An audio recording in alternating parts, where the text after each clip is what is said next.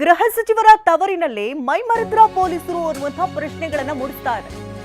Police ಠಾಣೆಯಿಂದಲೇ POCSO ಆರೋಪಿ escape ಆಗಿದ್ದಾನೆ. ಕಲಬುರಗಿ ಜಿಲ್ಲೆಯ ಅಫ್ಜಲ್ಪುರ ಪೊಲೀಸ್ ಠಾಣೆಯಲ್ಲಿ ನಡೆದಿರುವಂತಹ ಘಟನೆ ಇದು. ಪೋಕ್ಸೋ ಪ್ರಕರಣದಲ್ಲಿ ಆರೋಪಿ ಮಂಜುನಾಥ್ ಇದ್ದ ಆತ ಅಲ್ಲಿಂದ ಪರಾರಿಯಾಗಿದ್ದಾನೆ ಪೊಲೀಸ್ ಸ್ಟೇಷನ್ ಇಂದ. ವಾರದ ಹಿಂದೆಯಷ್ಟೇ ಪೋಕ್ಸೋ ಪ್ರಕರಣ ಕೂಡ ಈತನ ಮೇಲೆ ದಾಖಲಾಗಿತ್ತು. ಆರೋಪಿಯನ್ನು ಬಂಧಿಸಿ ಠಾಣೆ ಕರೆತಂದಿರ್ತಾರೆ ಪೊಲೀಸರು.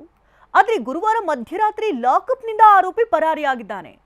ಆರೋಪಿ ಪರಾರಿಯಾಗುವಂತ ದೃಶ್ಯ ಕೂಡ ಟಿವಿ ನೈನ್ಗೆ ಲಭ್ಯ ಆಗಿದೆ. ಗಮನಿಸ್ತಾ ಇರಬಹುದು ಯಾವ ರೀತಿ ಓಡ್ ಹೋಗ್ತಾ ಇದ್ದಾನೆ ಅಂತ. ಪೊಲೀಸ್ ಠಾಣೆಯಲ್ಲಿ ಮಲಗಿರೋದನ್ನ ಕಂಡು ಅಲ್ಲಿಂದ ಕಾಲ್ ಕಿತ್ತಿದ್ದಾನೆ. ಆರೋಪಿಗಾಗಿ ಆಂಧ್ರ ಮಹಾರಾಷ್ಟ್ರದಲ್ಲಿ ಖಾಕಿ ಶೋಧವನ್ನು ನಡೆಸ್ತಾ ಇದೆ. ಆದರೆ ಈ ರೀತಿಯಾಗಿ ಇಷ್ಟು ಈಸಿಯಾಗಿ ಎಸ್ಕೇಪ್ ಆಗೋದಕ್ಕೆ ಹೇಗೆ ಸಾಧ್ಯ? ಆತನನ್ನ ಬಂಧನದಲ್ಲಿ ಇಟ್ಟಿಸಿರ್ತಾರೆ ಅಂತಂದ್ರೆ ಲಾಕ್ ಮಾಡಿರ್ಬೇಕಲ್ವಾ? ಆ ಲಾಕರ್ ಕೀ ಆತನಿಗೆ ಹೇಗೆ ಸಿಕ್ತು? ಅಥವಾ ಪೊಲೀಸರೇ ಏನಾದರೂ ಈತನಿಗೇನಾದರೂ ಸಹಾಯ ಮಾಡಿದ್ರೆ ಓಡ್ ಹೋಗೋದಕ್ಕೆ? ಈ ಎಲ್ಲ ಪ್ರಶ್ನೆಗಳಿಗೂ ಇನ್ನಷ್ಟೇ ಉತ್ತರಗಳು ಸಿಗಬೇಕಾಗಿದೆ. ಈಗ CCTV ಕ್ಯಾಮ್ರಾದಲ್ಲಿ ನಮಗೆ ಸಿಕ್ಕಿರುವಂತಹ ದೃಶ್ಯಗಳು ಈತ ಎಸ್ಕೇಪ್ ಆಗ್ತಾ ಇರುವಂತಹ ದೃಶ್ಯಗಳಿದು.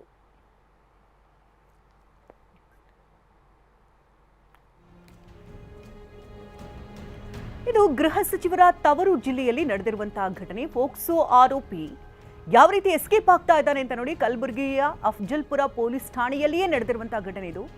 ಒಂದು ವಾರದ ಹಿಂದೆಯಷ್ಟೇ ಮಂಜುನಾಥ್ ಮೇಲೆ ಪೋಕ್ಸೋ ಪ್ರಕರಣ ದಾಖಲಾಗಿರುತ್ತೆ. ಒಂದು ವಾರದಿಂದ ಆತ ಸ್ಟೇಷನಲ್ಲೇ ಇರ್ತಾನೆ.